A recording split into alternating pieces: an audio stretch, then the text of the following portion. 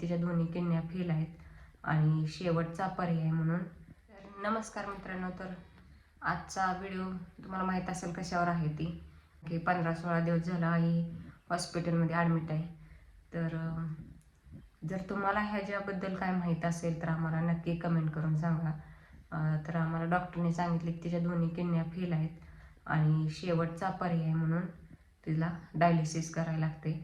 आणि आधीचा आई माझी खूप भीती त्याला ती, कारण की माझ्या आजोबाला होतं, ती बघितलं होतं तिनं, मग नको म्हणत होती म्हणून आम्ही अशीच आयुर्वेदिक औषधं किंवा हॉस्पिटलमध्ये असं नेऊन शनी आजपर्यंत ती बरी होती. पण अचानक आजारी पडली आणि हॉस्पिटलमध्ये ॲडमिट केली आणि डॉक्टरने सांगितलं की ते क्रिएटिन लेवल आहे ती तिचं 8 पॉईंट जास्त, 8 पॉईंटवर 2 का 3 काही त्रास होतं. मग त्यामुळं ती जेवण जात नव्हतं, उलट्या करत होती.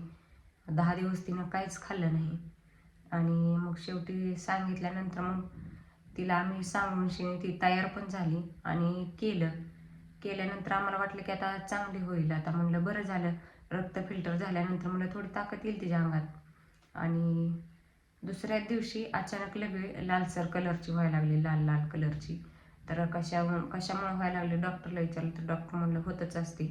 आणि आता 5-6 दिवस झालं. आज डॉक्टर म्हणाले की जाऊन तुम्ही मोहोळला सोनोग्राफी करा, म्हणजे मग कळलं ती लगे लाल का होती आणि अचानक पोटात पण दुखायला लागलं. तर आज मोहोळला घेऊन जायचं आहे तिला आणि काय माहीत आता काय निघतंय त्यात. तर तुम्हाला जर त्याबद्दल काय माहीत असेल तर नक्की कमेंट करून सांगा. चांगलं हॉस्पिटल जर माहीत असेल तर कमेंट करून सांगा, आम्ही तिथं घेऊन जाऊ. आणि आयुर्वेदिक उपचारांमध्ये काय असेल तरीसुद्धा सांगा, म्हणजे जेणेकरून कुठेतरी थोडाफार फरक पडेल. आम्ही आजपर्यंत खूप आयुर्वेदिक औषध केले, हॉस्पिटलमध्ये नेलं, पण कुठं तिला फरक पडला नाही. जर तुम्हाला त्याबद्दल काय अनुभव असेल तर नक्की कमेंट करून सांगा आम्हाला, म्हणजे आम्ही तिथं घेऊन जाऊ आणि थोडा जर फरक पडला तर बरं वाटेल. तर तुम्हाला काही पण माहीत असेल त्याबद्दल तर आम्हाला सांगा. त्याबद्दल काहीच माहीत नाही, अचानक अशी लगवी लालसर का व्हायला लागली.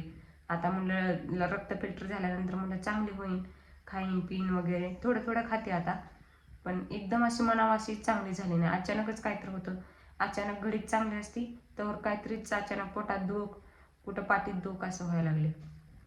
जर तुम्हाला काय माहीत असेल चांगलं हॉस्पिटल हे तर आम्हाला नक्की कमेंट करून सांगा. आम्ही तिथं घेऊन जाऊ आणि थोडा फरक पडला तर नंतर तुम्हाला सांगू आणि तुमचा आभार मानू. कारण की तिला त्रास होतोय, बोलायचं काम नाही. रात्री एवढ्या मोठ्या मोठ्या रडत होती ती. हॉस्पिटलमध्ये आज 16 दिवस झालं ती हॉस्पिटलमध्ये आहे आणि माझं वडील तिच्यापाशी आहेत, दुसरं कोणीच नाही त्यांच्याजवळ. त्यांना मस्त वाटतं आपण येऊन राहावं, पण ती आपल्या हातात नाही. आपल्याला जरी वाटलं जाऊन राहावं तरी ते आपल्या हातात नसते. त्यामुळं एवढंच एक इच्छा आहे स्वामींपाशी की आई लवकर बरी व्हावी. आणि तुम्हाला जर काय माहीत असेल तर नक्की कमेंट करून सांगा. आम्ही तिथं 100% घेऊन जाऊ आणि थोडा जर फरक पडला तर बरंच झालं, कारण की आजपर्यंत खूप हॉस्पिटलमध्ये नेऊन तिला कुठंच फरक पडला नाही. आणि आता 16 दिवस झालं हॉस्पिटलमध्ये आहे आणि खात वगैरे थोडं थोडं खाते, जास्त खात नाही. आणि एकदम असं न खाल्ल्यामुळं शरीरात ताकद राहिली नाही तिच्या. जर तुम्हाला काय माहीत असेल तर नक्की कमेंट करून सांगा. तुमच्या एका कमेंटमुळं आम्ही तिथं घेऊन जाऊ आणि रिझल्ट काय आला तर तुम्हाला लगेच सांगू. तर चला, कमेंट करून सांगा. बाय.